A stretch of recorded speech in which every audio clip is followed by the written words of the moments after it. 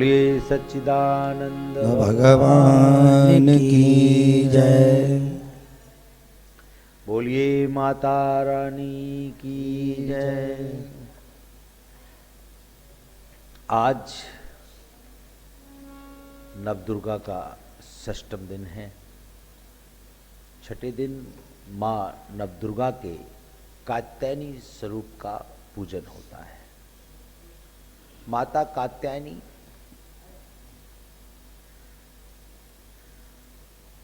महिषासुर मर्दिनी, महिषासुर का वध करने वाली शक्ति का नाम है।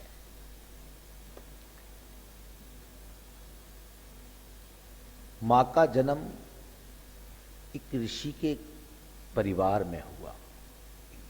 सैकड़ों वर्ष ऋषि कात्यायन ने जब मां की आराधना की, मां दुर्गा की पूजा की, दुर्गा के स्वरूपों का स्मरण किया, भक्ति में लीन रहे, तब कुछ समय पश्चात माता प्रसन्नचित्त होकर के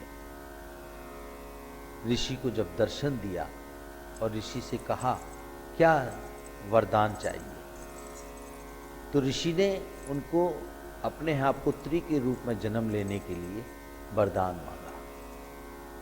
तो माता दुर्गा ने कात्यायन ऋषि के यहाँ पुत्री के रूप में जन्म लिया, इसलिए माता को कात्यायनी माता कहते हैं।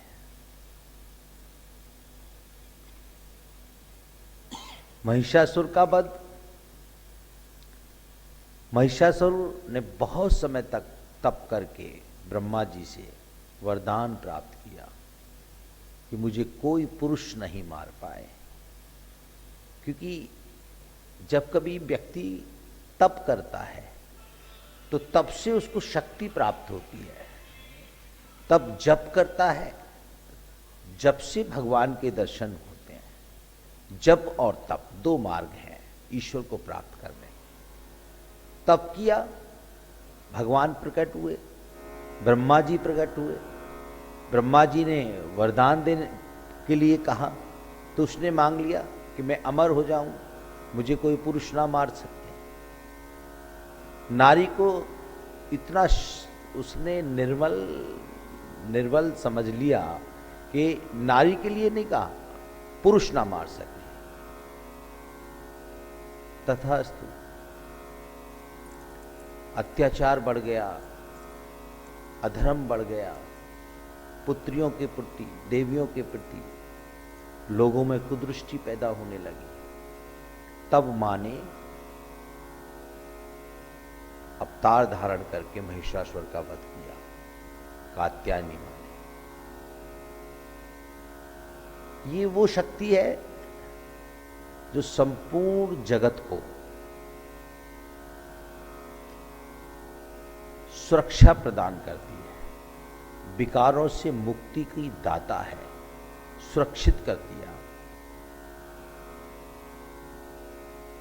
यदि इसकी पूजा व्यक्ति मन से, कर्म से, वचन से और हृदय में उस प्रतिमा को बिठा करके साधना करे तो इस मां की एक विशेषता है। किसी व्यक्ति के विवाह में कोई रुकावट आ रही हो, किसी पुत्री के विवाह में कोई रुकावट आ रही हो, किसी पुत्र के विवाह में कोई रुकावट आ रही हो, तो इस मां की पूजा करने से, इस मां का अनुष्ठान करने से वो रुकावट दूर हो जाती है। ये वो शक्ति है कात्यायनी मां। इसका स्मरण करने से मन को शांति मिलती है। कल हम लोगों ने चर्चा की और उसके बाद बताया कि ब्राह्मण, गुरु, आचार्य, इनका कैसे पूजन करना चाहिए। और 5 दिन से जो आप पूजा कर रहे हैं, आज छठा दिन है, आज से आपको किन किन सावधानियों का ध्यान रखना चाहिए, क्योंकि ये 3 दिन में आपको माँ भगवती की कृपा प्राप्त होगी, माँ भगवती का आशीर्वाद प्राप्त होगा, माँ भगवती की शक्ति प्राप्त होगी। उस शक्ति के लिए आप तत्पर रहें, उस शक्ति को प्राप्त करने के लिए आप तैयार रहें। तैयारी करनी पड़ेगी आपको, अपने आप को तैयार करना पड़ेगा। तैयार करने, कैसे आप तैयार होंगे, उसकी कुछ तो विधि है। उस विधि को कौन बताएगा? ब्राह्मण। ब्राह्मणों को परमात्मा ने नियुक्त किया है सृष्टि पर। परमात्मा ने ब्राह्मणों को नियुक्त किया है पूजा पद्धति, कर्म कांड, आचार विचार, आचरण, संस्कार, सनातन धर्म की महिमा, इन सब की जिम्मेदारी ब्राह्मणों को दी है। परमात्मा ने नियुक्त किया है ब्राह्मणों को। कर्मकांड आप कराइए, पूजा पाठ आप कराइए। कैसे भगवान ने, देखिए कितनी बड़ी बात है। जब एक पूजा करते हैं एक परिवार में कोई ब्राह्मण जाकर के, तो सबसे पहले देवताओं का आवाहन करते हैं। कितनी बड़ी जिम्मेदारी परमात्मा ने ब्राह्मणों को दी है। यदि आपके परिवार में, आपके घर के अंदर, आपके स्थान पर यदि कोई देवताओं का आह्वान कर सकता है, यदि कोई देवताओं को बुला सकता है, देवताओं को आपके यहाँ स्थापित कर सकता है, तो वो कौन है? ब्राह्मण। इसलिए ब्राह्मणों द्वारा जब पूजा अर्चना की जाती है, देवताओं का आह्वान होता है, देवताओं को विराजमान किया जाता है। जिस सम्मान से देवताओं को बुलाया जाता है, उसी सम्मान से उनको भोग प्रदान करके, जिस देवता का जो भोग है उनको भोग प्रदान करके, हवन के माध्यम से, यज्ञ के माध्यम से, फिर उन देवताओं को ससम्मान विदा किया जाता है। यदि विदाई में कोई चूक हो जाए, विदाई में कोई चूक हो जाए, तो वो तुम्हारे पुण्य में कहीं ना कहीं उस पुण्य के फल को कम कर देती है। भगवान नाराज तो नहीं होते, भगवान का कभी नाराजगी का कोई प्रसंग नहीं आता। भगवान हमेशा कृपा करते हैं, माँ हमेशा कृपा करती है, माँ कभी नाराज नहीं हो सकती। परंतु आपसे यदि कोई भूल हो गई, तो वो कोई त्रुटि कहीं ना कोई अपना असर दिखाती है पुण्य में। आपने इतना परिश्रम किया है, इस परिश्रम का पूर्ण रूप से आपको फल मिले। इस परिश्रम से के बाद आपको जब इसका फल मिले, तो उसका आभास हो कि हमने जो माँ की आराधना की सच्चे मन से, लगन से, विकार मुक्त होकर के, तो माँ ने हमारे ऊपर ऐसी कृपा की है। और लोगों को भी आपसे प्रेरणा मिले। इसके लिए आपको अनुष्ठान की विदाई, समापन के समय, जब अनुष्ठान को विश्राम कराया जाता है, जब कथा को विश्राम कराया जाता है, उस समय, विदाई के समय बहुत सम्मान की आवश्यकता है, बहुत प्रेम की आवश्यकता है, बहुत हृदय को स्वच्छता की आवश्यकता है। क्योंकि जिन देवताओं को आपने बुलाया, जिन ब्राह्मणों ने देवताओं का आह्वान किया अपने शुद्ध मंत्रों से, वेद की ऋचाओं को उच्चारण करके, सूत्रों को उच्चारण करके, स्तुतियों को उच्चारण करके, स्वस्ति करके देवताओं का आह्वान किया, उन देवताओं को विराजमान किया। 9 दिन तक उन देवताओं के साथ माता आपके यहां विराजमान रही। तो माता को विदा करने से पूर्व आपको ब्राह्मण देवता की तरफ भी सोचना पड़ेगा। एक प्रतिमा जिसके प्रति आपकी आस्था, आपकी भक्ति, एक ब्राह्मण जीवित प्रतिमा ने उत्पन्न की कि ये परमात्मा है, वो ब्राह्मण की महिमा है। अपने शास्त्रों के द्वारा, अपने वेदों के द्वारा, अपनी पुराणों के द्वारा, अपने ग्रंथों के द्वारा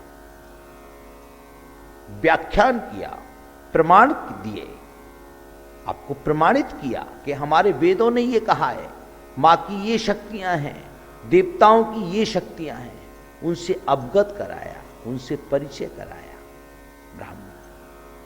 तो आप जब विदाई समारोह के समय ब्राह्मण को भी अपने यहां से खुश करके भेजें। खुशी का मतलब अर्थ से नहीं है, अर्थ एक माध्यम तो हो सकता है। खुशी तो प्रेम से मिलती है, खुशी तो भाव से मिलती है, खुशी तो आपके स्नेह से मिलती है। आप इतने भाव युक्त होकर के, इतने स्नेह पूर्वक, इतनी निष्ठा से, जिस प्रकार आपने पूजा का आह्वान किया था, पूजा प्रारंभ की थी, उस समय जो आपके मन के अंदर उत्साह था, उसी उत्साह को तेजस्वी करके ब्राह्मण देवता को विदा करें। उससे पहले वो जब देवताओं की पूजा कराएं, देवताओं को विदाई दें, तो उस समय आप बिल्कुल एकाग्रता में एक चित्त होकर के पूरी मन से, बुद्धि से वहां पर विराजमान रहें कि जो शक्तियां आपको शक्ति प्रदान करने आई थी, उनको ससम्मान आप विदा कर रहे हैं। आपके मन का भाव शुद्ध होना चाहिए। उस समय कोई विकार नजदीक नहीं आना चाहिए।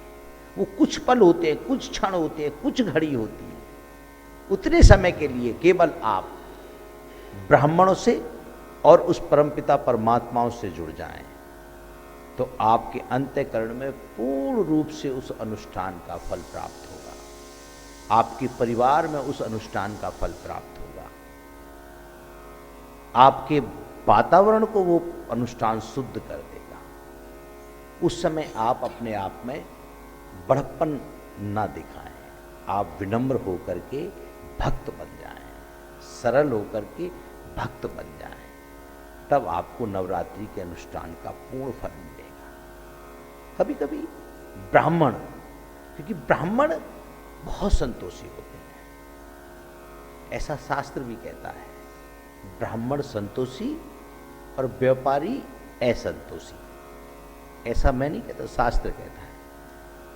देश का उद्धार और सनातन धर्म का प्रचार, यदि ब्राह्मण संतोषी है तो सनातन धर्म का प्रचार नियम पूर्वक, आचरण पूर्वक कर सकता है। और अगर असंतोष आ जाएगा तो वेदों का ज्ञान लुप्त हो जाएगा उसकी बुद्धि से। तो ब्राह्मण पूर्ण संतोषी होती है, इसलिए उनको संतोष, उनका धैर्य उनको इतना पूजनीय बनाता है कि वो जब मंत्र पढ़ते हैं तो आह्वान पर आते हैं। उनका धैर्य, उनका संतोष, उनकी विनम्रता।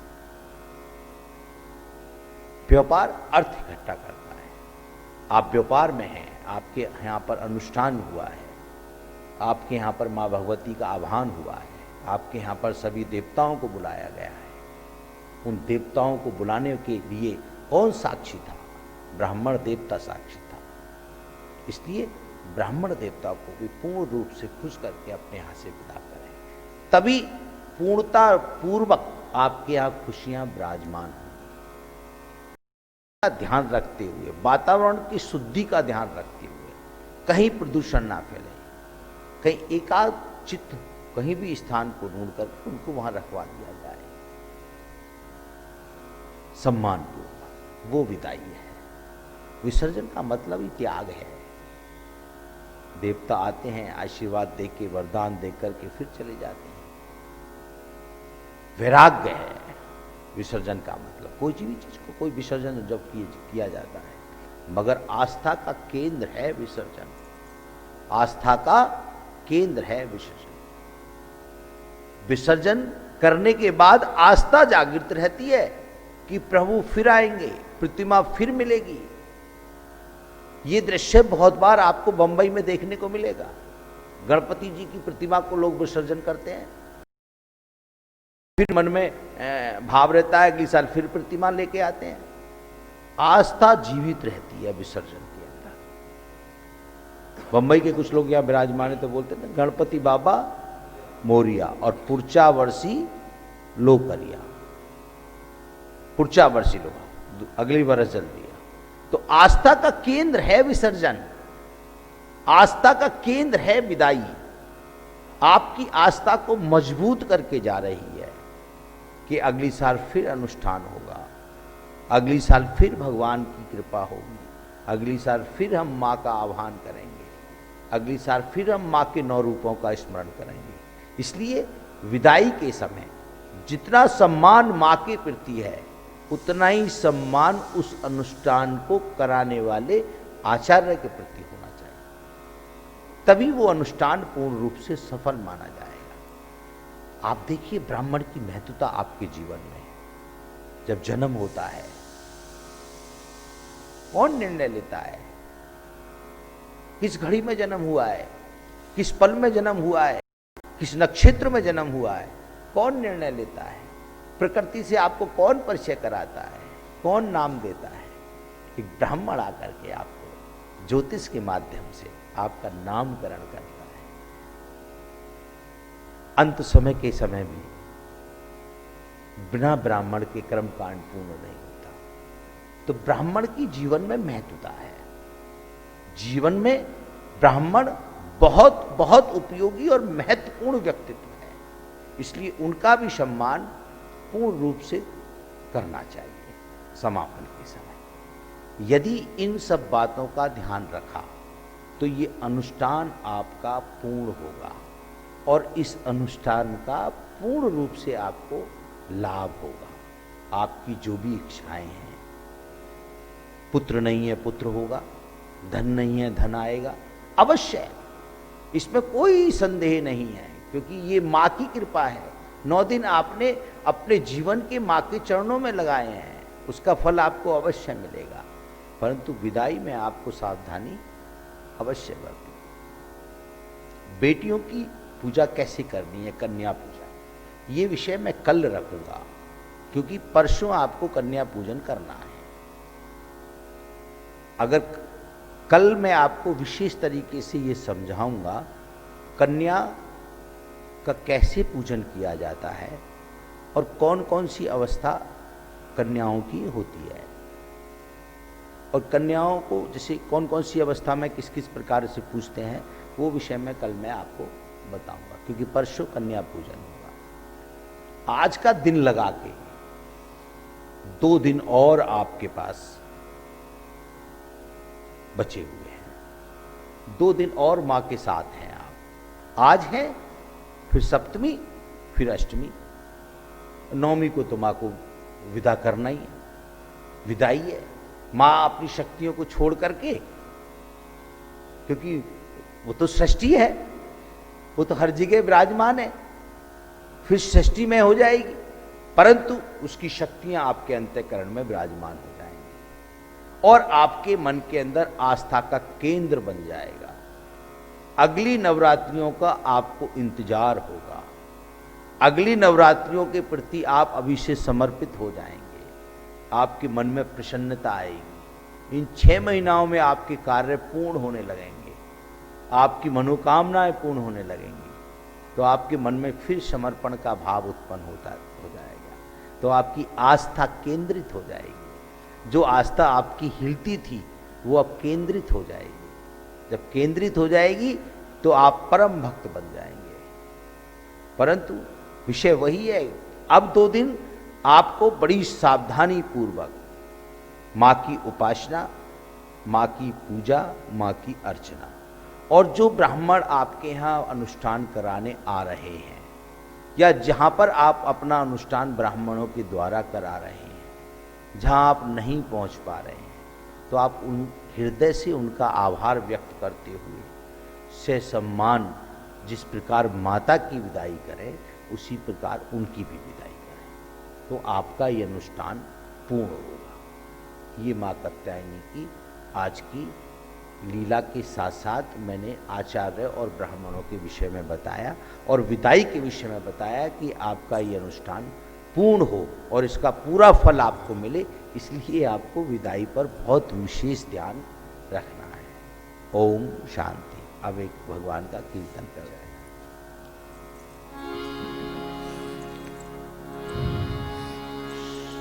श्री राम जय जय राम,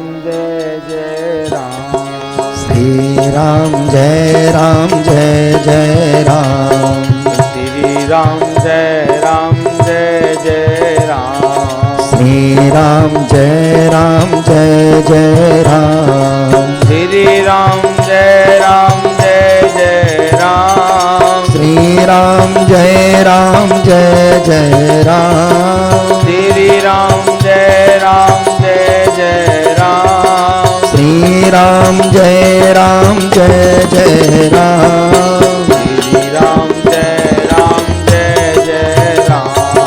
श्री राम जय जय राम। श्री राम जय जय राम। बोलो श्री राम जय जय राम। श्री राम जय जय राम। आहा श्री राम जय जय राम।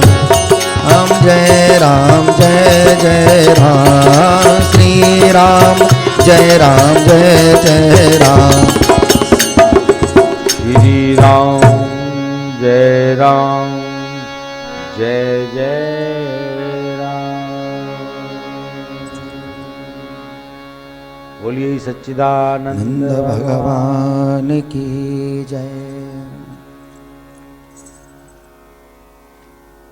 विषय आज आपके मन के अंदर भगवान की और माँ की, जिसकी आप उपासना कर रहे हैं, उनकी मूर्ति स्थापित हो जाए, उनकी मूर्ति का भाव आपके मन में आ जाए और आपका मन देह में हो जाए, ऐसी बात पे चर्चा करें। देखिए, आप कलयुग के अंदर इस समय विराजमान हैं। अभी तो कलयुग चल रहा है ना, सतयुग, त्रेता, द्वापर, सब में भगवान के अवतार हुए हैं। कलयुग में भी कोई ना कोई अवतार, यदि धर्म बढ़ेगा, अधर्म बढ़ेगा तो अवतार भगवान लेंगे अवश्य। परंतु कलयुग के अंदर बहुत सारे अनन्य भक्त, अभी तक बहुत अनन्य भक्त हैं। कलयुग की एक ये विशेषता तो अभी तक मुझे लगी है, ऐसी तो कोई विशेषता है नहीं, परंतु एक ये विशेषता मुझे लगती है कि कलयुग के अंदर अभी तक भगवान के बड़े अनन्य भक्तों से हमारा परिचय हुआ है। पुराणों के माध्यम से, शास्त्रों के माध्यम से, वेदों के माध्यम से बड़े बड़े ऋषि मुनि, बड़े बड़े परम भक्त, जैसे सूरदास, रविदास, तुलसीदास, ये सब कलयुग के भक्त हैं। ये सब रविदास, सूरदास, कबीरदास, मीरा, ये सब कलयुग के भक्त, अनन्य भक्त, जो भगवान स्वयं इनके पास चल करके आए हैं, स्वयं इनके पास चल करके आए। इनकी भक्ति इतनी प्रबल, क्योंकि ये भक्ति में हो गए। मीरा जो सोते बैठते उठते खाते पीते नहाते धोते आते जाते हमेशा केवल एक ही स्मरण, एक ही शब्द, एक ही मंत्र, एक ही भाव कि मेरो तो गिरधर गोपाल दूसरो ना कोई, मेरो तो गिरधर गोपाल दूसरो ना कोई। ऐसी भक्ति मीरा के अंदर, कलयुग के अंदर ऐसी भक्ति जागी। भगवान स्वयं चल करके आए, स्वयं चल करके आए। एक दृष्टांत बताता हूं, छोटी सी बात बताता हूं। एक राजा मेवाड़ का, और उसके मन में भाव आया, चलो हम अपने शहर को आज देखने के लिए चलते हैं। तो वो राजा और उसका मंत्री दोनों चल दिए। तो चलते चलते चलते चलते और उधर आ गए जहां पर मीरा अपने मंदिर में बैठ करके भगवान का स्मरण कर रही थी, भगवान का स्मरण कर रही थी कि मेरो तो गिरधर गोपाल दूसरो ना कोई है, स्मरण कर रही थी। उन्होंने घोड़े को रोका और अपने मंत्री से पूछा कि ये क्या हो रहा है। बोले ये भगवान कृष्ण को याद कर रही है। कौन है कृष्ण? बोले द्वापर में एक कृष्ण भगवान ने अवतार धारण किया था, उस अवतार का नाम कृष्ण था, जिन्होंने धर्म की रक्षा की, जिन्होंने धर्म की रक्षा की। उनका नाम कृष्ण था। तो उसने देखा था? बोले नहीं देखा। ये उनको जानती है? नहीं जानती। जब इसने आज तक उनको कभी देखा नहीं और ये उनको कभी जानती नहीं है, तो ऐसे नाम स्मरण करने से परमात्मा आते हैं क्या? ऐसे मन में उसके में भाव आया, ये तो मेरो तो गिरधर गोपाल दूसरों ना कोई है। तो ऐसे स्मरण करने से क्या गिरधर गोपाल, क्या भगवान श्री कृष्ण या भगवान नारायण आएंगे? ये आप प्रमाणित कर सकते हो? जब ऐसा उस मंत्री से पूछा तो मंत्री ने कहा जरूर अवश्य मैं प्रमाणित कर सकता हूं, परंतु कुछ समय चाहिए। तो जब व्यक्ति पे कोई इस तरीके के प्रश्न आ जाते हैं, जब व्यक्ति पे कोई किसी तरीके की विपदा आ जाती है, असहाय हो जाता है, उसका समाधान नहीं कर पाता, तो तब उसको अपने आचार्य याद आते हैं, अपने गुरु याद आते हैं। और गुरु उस शक्ति का नाम है, गु माने अंधकार, रू माने प्रकाश, जो अंधकार में प्रकाश कर दे, जो आपको ब्रह्म ज्ञान दे दे, जो आपको ब्रह्म ज्ञान। उस मंत्री ने भी अपने गुरु का स्मरण किया, गुरु का ध्यान किया, प्रकट हुए। क्या इच्छा है? भाव के भूखे हैं। संत ब्राह्मण भाव के भूखे हैं, परमात्मा भाव के भूखे हैं, माता भाव की भूखी है, प्रकट हो गए। क्या इच्छा है? कोई इच्छा नहीं। इच्छा ये है कि एक प्रश्न किया है राजन ने मीरा को देख करके कि मेरो तो गिरधर गोपाल दूसरों ना कोई है। वो चाहते हैं क्या गिरधर गोपाल पुकारने से आ जाएंगे? उन्होंने कहा अवश्य आ जाएंगे। सिर पर हाथ रखा और ब्रह्म ज्ञान दिया, और वो मंत्री दौड़े खजाने की तरफ, और खजाने में से कुछ धन लिया, खजाने में से कुछ धन लिया, और धन लेकर के एक बूढ़े व्यक्ति के पास आए। किसके पास आए? बूढ़े व्यक्ति के पास, और उससे कहा ये धन रख लीजिए। कहा मैं तो आपको जानता नहीं हूं। बोले जानते नहीं है, कोई बात नहीं, क्योंकि जब व्यक्ति भक्ति करता है तो शक्तियां आती हैं कोई ना कोई माध्यम से। तो वो मंत्री आए हैं, धन रख लीजिए। करना क्या है? बोले कुछ नहीं करना, इस चौराहे पे बैठ करके केवल एक नाम का स्मरण करना है, एक नाम का स्मरण करना है। बोले उस नाम को मैं तो जानता नहीं हूं, कभी मेरा परिचय नहीं हुआ। बोले जानने की जरूरत नहीं है, केवल तुम्हें उस नाम को पुकारना है। उस राजा का नाम बता दिया। उदाहरण के लिए राम सिंह मान लिया। अब उसने बैठ के राम सिंह राम सिंह राम सिंह राम सिंह राम सिंह राम सिंह राम सिंह जप लगा दिया। ना कुछ खा रहा है, ना कुछ पी रहा है, ना कुछ खा रहा है और ना कुछ पी। अब तो धुन में लगा हुआ है।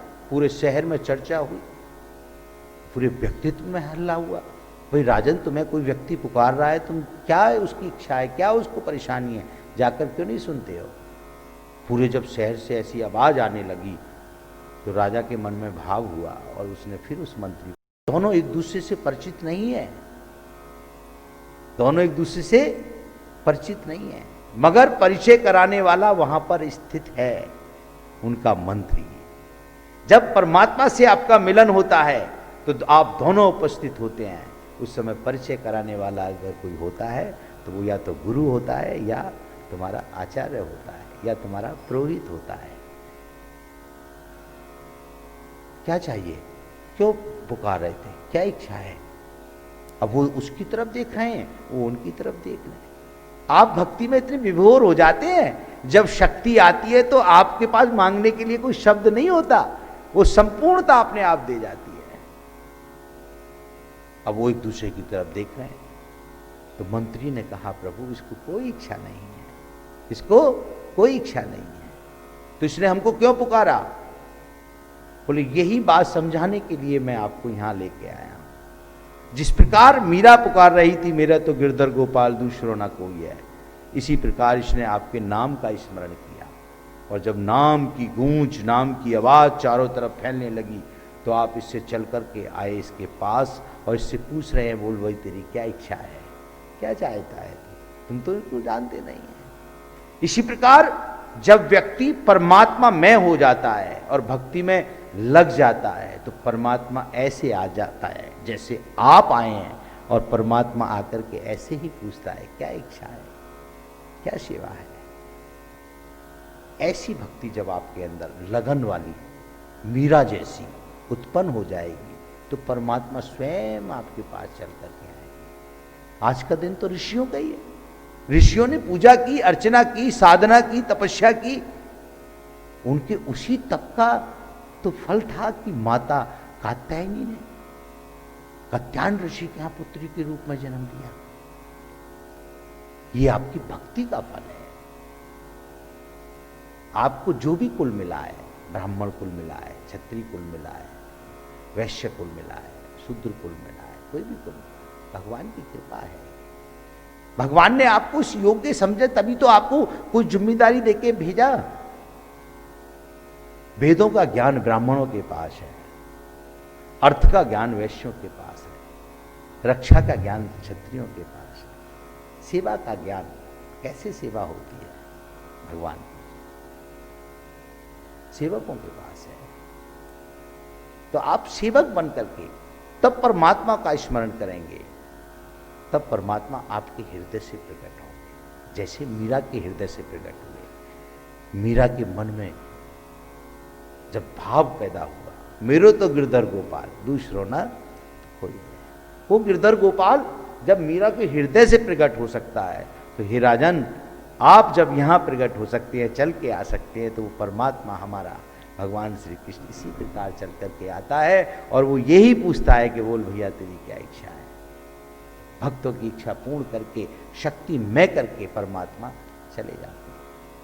तो जाते समय जो विदाई का कार्य है उस पर विशेष ध्यान पूर्वक मां को विदा करते समय सावधानी पूर्वक मां की उपासना जो आपने की है प्रसन्न चित्त मुद्रा से वात्सल्य ममत आपको प्रदान करके जाए। ये विषय मैंने आज भक्ति और ब्राह्मणों की सेवा और विदाई, और कल का विषय पूरा पुत्रियों के ऊपर, कन्या पूजन के ऊपर, और किस प्रकार कन्याओं का पूजन किस विधि के माध्यम से करना चाहिए, इस पर हम लोग करेंगे। तो अभी एक कीर्तन कर लेते हैं। बोलिए सच्चिदानंद भगवान की।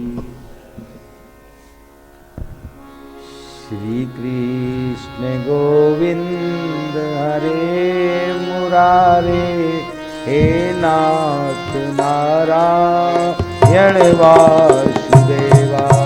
श्री कृष्ण गोविंद हरे मुरारे, हे नाथ नारायण वासुदेवा। श्री कृष्ण गोविंद हरे मुरारे, हे नाथ नारायण वासुदेवा।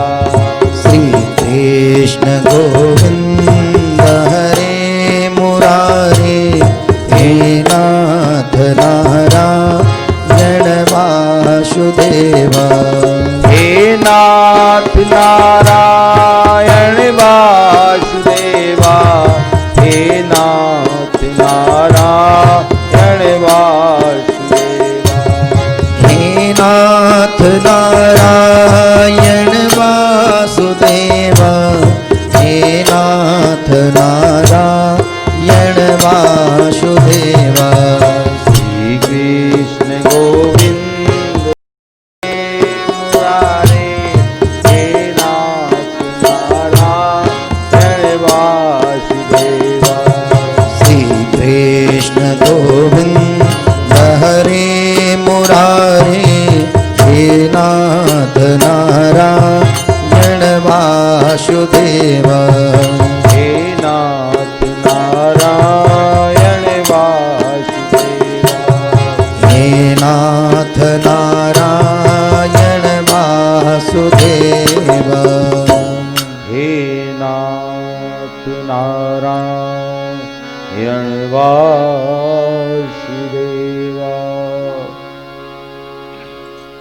बोलिए सच्चिदानंद भगवान भगवान की जय।